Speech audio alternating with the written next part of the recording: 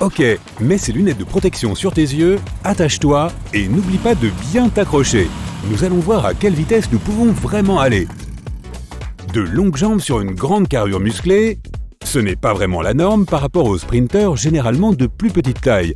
Mais l'homme le plus rapide du monde donne l'impression qu'il est facile d'aller aussi vite. Jusqu'à présent, la vitesse la plus élevée jamais atteinte par un coureur est d'un peu plus de 43 km/h. Une vitesse atteinte brièvement par le coureur Usain Bolt à mi-chemin de son record du monde du 100 mètres. Et les humains peuvent aller encore plus vite. La vitesse maximale que nous pouvons atteindre dépend de la vitesse à laquelle les muscles de notre corps peuvent bouger. Nos muscles devraient être capables d'atteindre une vitesse de 64 km/h. La raison pour laquelle nous n'y arrivons pas est que nous restons trop longtemps en l'air. Nos membres ne peuvent déployer une certaine force que lorsqu'ils touchent le sol. C'est pourquoi sur des patins, on peut dépasser un coureur. La glisse permet une meilleure traction.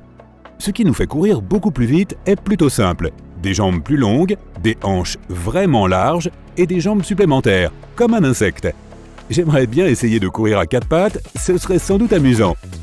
En 2016, les records de vitesse n'ont pas seulement été battus sur la piste de course à pied, ils ont été battus aussi sur les pistes de ski en France. Le record du monde de ski alpin revient à un moniteur de ski et guide de montagne italien. En 2016, assisté uniquement par la gravité, le moniteur a établi un record de vitesse terrestre humaine d'environ 255 km/h, en traversant à ski la zone située en bas d'une piste en un peu plus de 2 secondes. Eh bien, je peux à peine me tenir debout sur des skis et encore moins me déplacer à moitié aussi vite. La vitesse maximale d'une cicindelle est de 8 km/h. Cela ne semble pas très rapide, mais pensez une seconde. Elle parcourt 120 fois la longueur de son corps en une seule seconde. À titre de comparaison, Bolt parcourt environ 6 fois la longueur de son corps par seconde. Pour égaler ce coléoptère, il devrait courir à 772 km/h. C'est 2 fois plus rapide qu'un faucon pèlerin. Les cicindelles ont une vue extrêmement précise pour des insectes. Mais lorsqu'elles courent, le monde se transforme en une tache sans relief. Cela signifie que la cicindelle doit s'arrêter de temps en temps pour voir où elle va. Elles sont donc assez rapides, mais il existe un acarien spécial, dont la vitesse est équivalente à celle d'un humain courant à environ 2000 km/h. Prends ça la cicindelle! À sa vitesse maximale, cet acarien de la taille d'un grain de sésame peut se déplacer de 322 longueurs de corps par seconde. Waouh! La plupart des chats courent sur une distance égale à 0 fois leur longueur corporelle pendant la majeure partie de la journée. Bien que nous ne soyons pas prêts de nous déplacer aussi vite, nous avons quelques astuces à notre disposition. Grâce à notre cerveau intelligent, nous pouvons utiliser la technologie. Oh! La vitesse la plus rapide à laquelle nous avons voyagé sur Terre sur quelques kilomètres est de 1227 km/h. Cela s'est passé en 1997 au Nevada à bord d'un Thrust SSC. C'est une grande amélioration par rapport au premier détenteur du record. En 1898, un Français avait atteint la vitesse assez étonnante de 62 km/h avec sa voiture électrique. Nous avons traversé le ciel à une vitesse de Mach 3.3, c'est-à-dire environ 3400 km/h. Tout cela grâce à l'avion à réaction le plus rapide du monde, le Lockheed SR-71 Blackbird. Étonnamment, cet avion n'a pas de vitesse maximale. La seule chose qui limite sa vitesse est la température.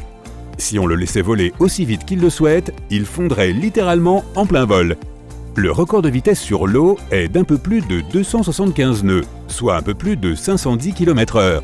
Un hydroglisseur à réaction, appelé le Spirit of Australia, l'a réalisé en 1978. Pas mal si tu veux te rendre rapidement à ton lieu de pêche préféré. En 1896, il n'y avait pas beaucoup de lois sur la conduite automobile. Pourtant, Walter Arnold a décidé d'en enfreindre une et est devenu le premier homme de l'histoire à recevoir une contravention pour excès de vitesse. À l'époque, la vitesse était limitée à 3 km/h. Tu aurais pu marcher plus vite, et la plupart des gens le faisaient d'ailleurs. Mais c'était trop lent pour Arnold, qui a décidé de courir à travers la ville à 13 km/h. Finalement, il a été arrêté et a reçu une amende d'1 shilling. C'était une sacrée somme pour l'époque. Un homme du nom de Félix a été emmené à plus de 39 km jusqu'à la frontière de l'espace dans un ballon qui, une fois entièrement gonflé, avait la taille de la Statue de la Liberté. N'ayant pas d'autre choix que de sauter, il a fini par atteindre la vitesse de chute libre la plus élevée jamais enregistrée. 1357 km/h dans une combinaison spécialement conçue à cet effet, bien sûr.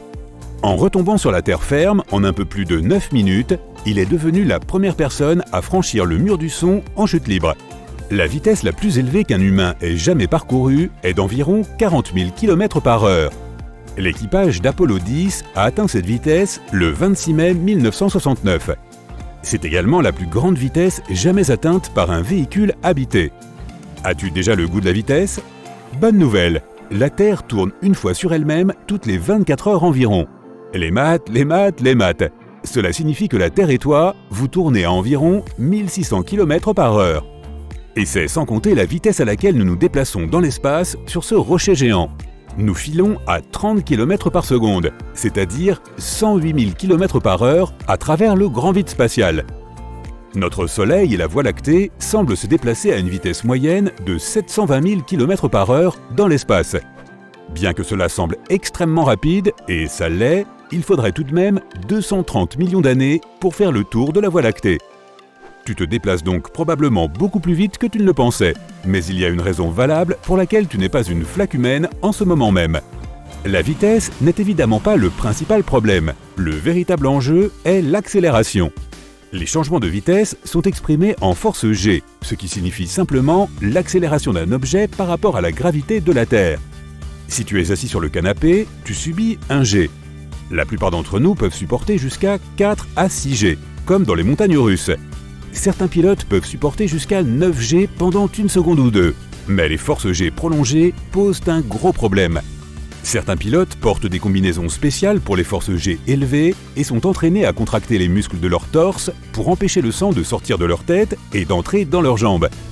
Ils arrivent tout de même à piloter correctement leur avion à environ 9 G. Le record pour les G temporaires est de 82,6 G. En 1958, dans le cadre d'essais en vue de l'exploration spatiale, Ellie Bidding Jr. a freiné et s'est arrêté en 1/10 de seconde à bord d'une luge propulsée par une fusée.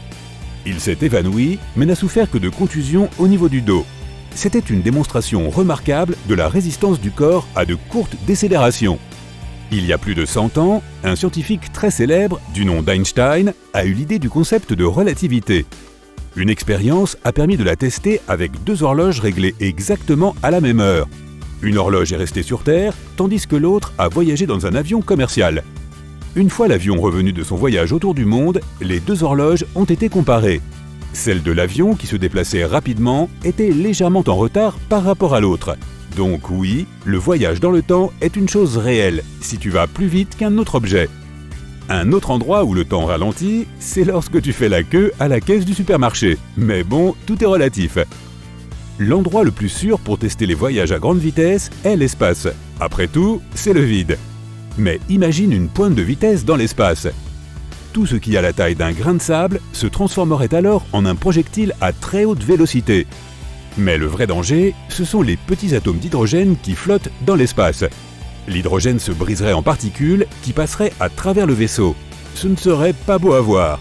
Ton vaisseau spatial chaufferait aussi très vite. Cela semble dangereux. Vas-y, je t'attends.